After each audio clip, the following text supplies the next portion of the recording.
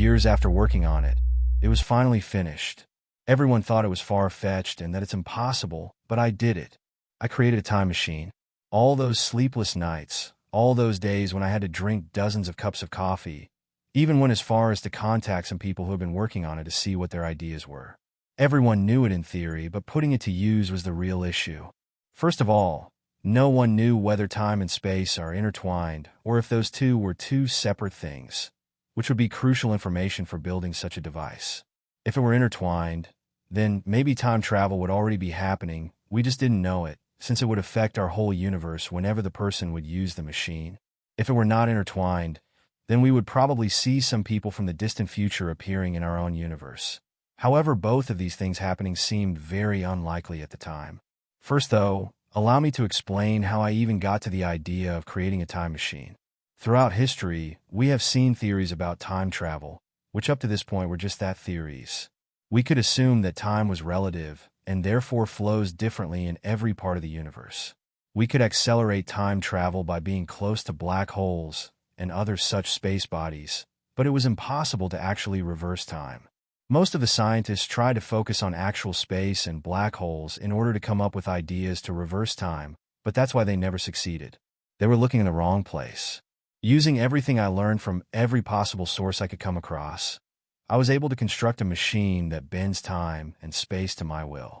It took a long time, though, and this distorted the flow of time and events until I managed to learn how to manipulate the machine through trial and error into sending me where, or in this case, when I wanted. You wouldn't be aware of the changes in time and events, of course. You probably did the same things by now at least a few dozen times, but you can't know that since the only person who remains aware of the surroundings is the person inside the machine, in this case me. So no, time travel doesn't send you to another dimension where you can see your doppelganger and see past or future events. It changes the entire universe to the time you set it to.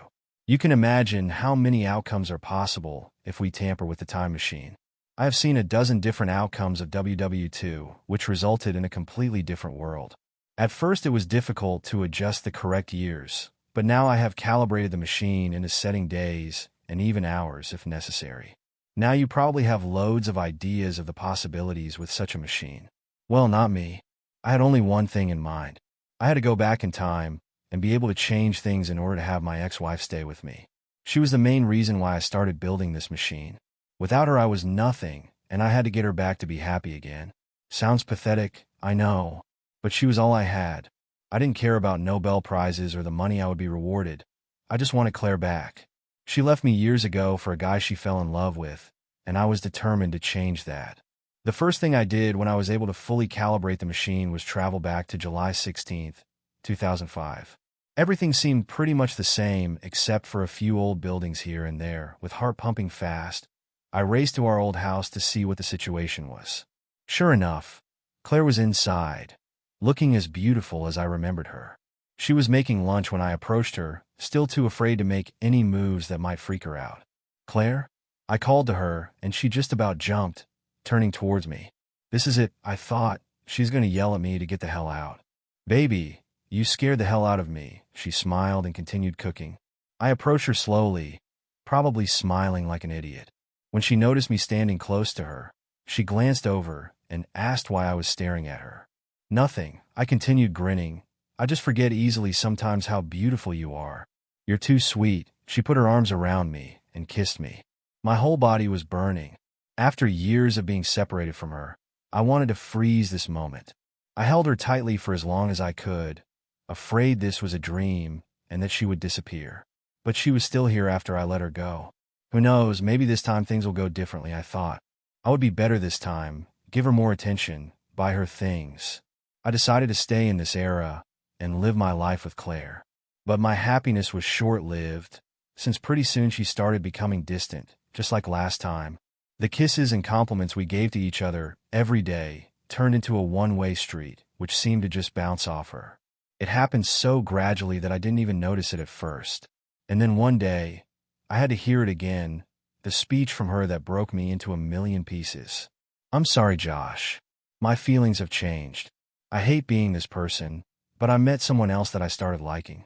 I know this is really hard for you, but you have to let me go. I don't love you anymore.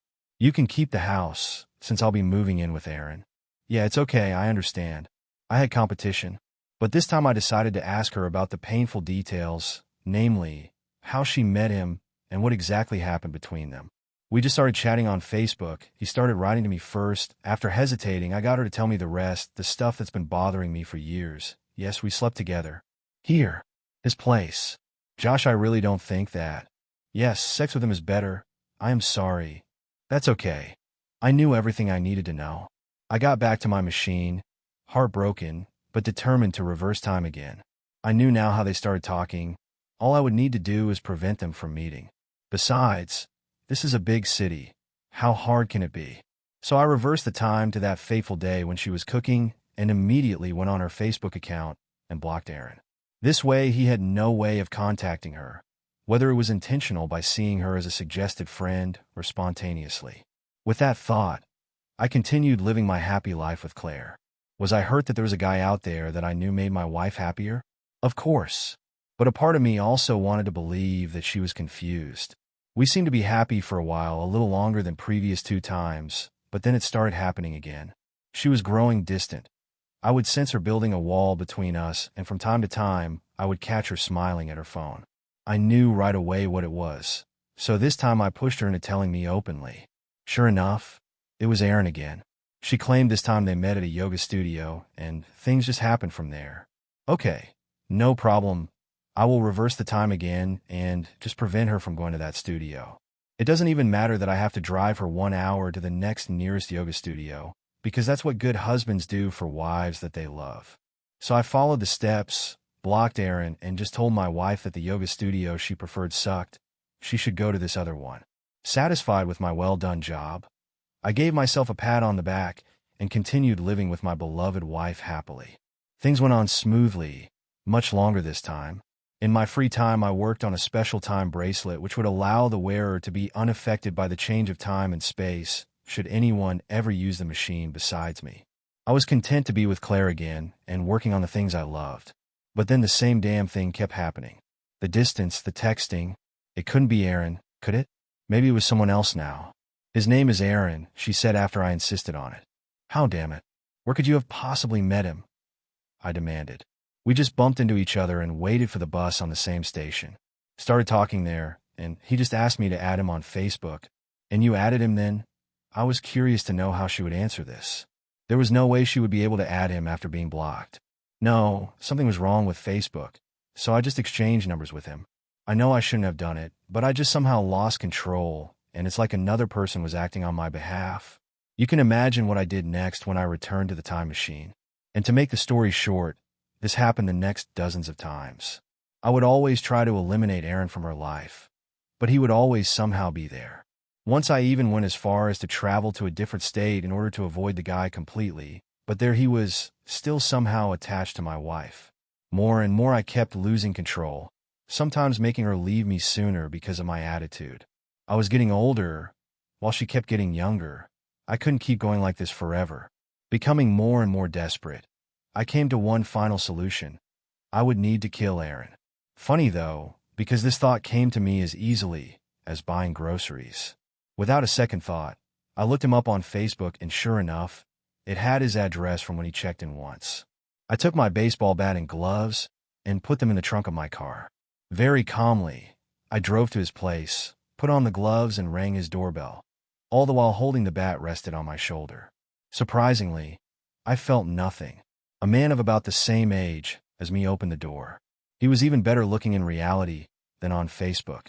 At this point, I was burning with rage, but I tried to contain it by smiling. I wanted to savor this moment. Hi, you're Aaron, right? I smiled widely, barely able to contain myself. Yeah? What can I do for you? He seemed a little worried at this point. I'm Joshua. I'm Claire's husband. I just wanted you to know my name before I kill you. He looked confused even when the bat connected with his temple. Blood instantly sprayed the door frame as he fell down, holding his bleeding head. What? He tried to say something, but was interrupted by another hit, this time on his hand that held the head. He screamed and clutched his broken fingers, lying on the ground, looking up towards me. What do you do, Dash? Before he could finish his sentence, I gave another swing of the bat across his jaw, breaking his teeth, and hopefully the jaw itself. At this point, he was only moaning, lying on his stomach, trying to lift his head.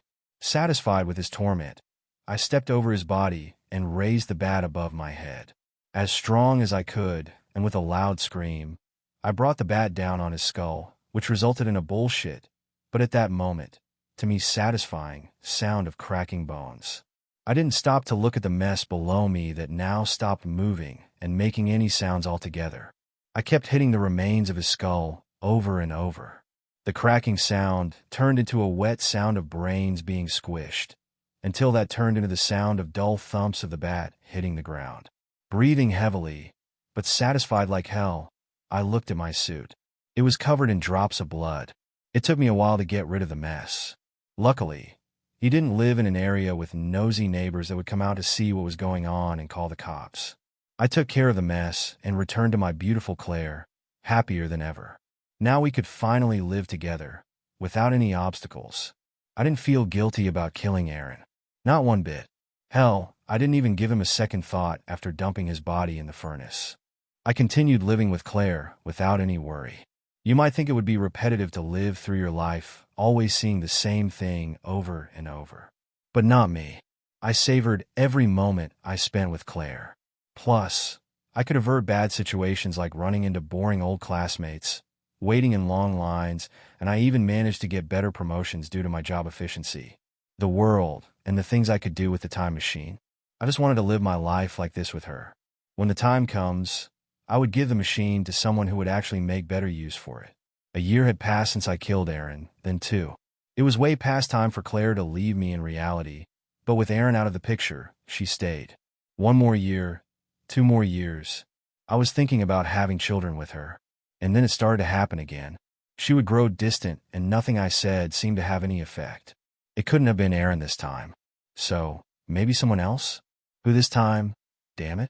She is mine. No one can get close to her, and if they do, I'll kill them too. I pushed and pushed, but she wouldn't cave and tell me the truth.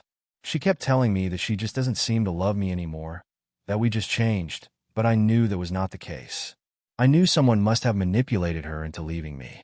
Since she failed to reveal that information to me, I decided to fast-forward time month by month until she updates her Facebook status. She sure loved posting things there, whether it was a life event or just eating a meal. Sure enough, 5 months after our divorce, her status on Facebook said in a relationship. With who though?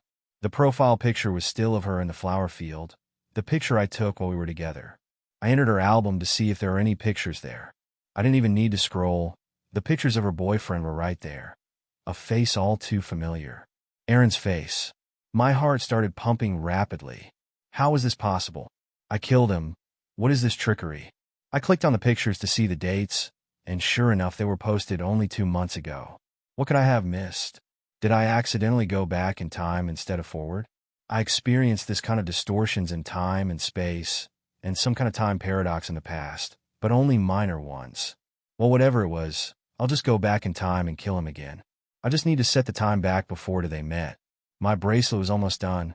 The wearer would not only be unaffected by the time and space change if he was located outside the machine, but it would also reset time if the wearer's pulse stopped. It looked like an average black bracelet, like one of those watches that measures your calories, which was good for masking its true purpose. It was perfect. Should anything ever happen to me, time would reset, and I would be alive again, living my life with my Claire once again. Now I just need to get back and 3 knocks on my apartment door. Must be the damned landlord. I told him I would pay the rent in a week. Why is he bothering me? 3 more knocks. All right, I'm coming, I yelled, unlocking the door. Look, man, I told you I would dash. My words were caught in my throat. In front of me was Aaron, in the flesh. He smiled widely and opposed to that. I must have looked pale like a ghost. Hi, Josh, he said in a friendly tone. I quickly tried to shut the door, but he was faster. With one hand, he stopped the door from closing, and he used the other to hit me over the head faster than I anticipated. I staggered backwards, letting go of the door. I lost control and collapsed to the ground as I saw Aaron walk into my apartment and kneel down in front of me. He was holding something, but I couldn't see what. Some kind of tool he used to whack me over my head. A wrench, maybe? It was hard to tell. Enough is enough, Josh, Aaron spoke in a matter-of-factly way. I vaguely remember feeling perplexed about his calm attitude. He continued, "You've had her long enough.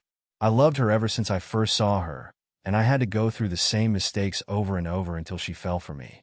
You're not going to take away what's mine, Josh. But don't worry. I'll take good care of her." As my vision was becoming blurry, I could see only one thing before everything went dark, the same first thing I remembered when I woke up back in front of my PC.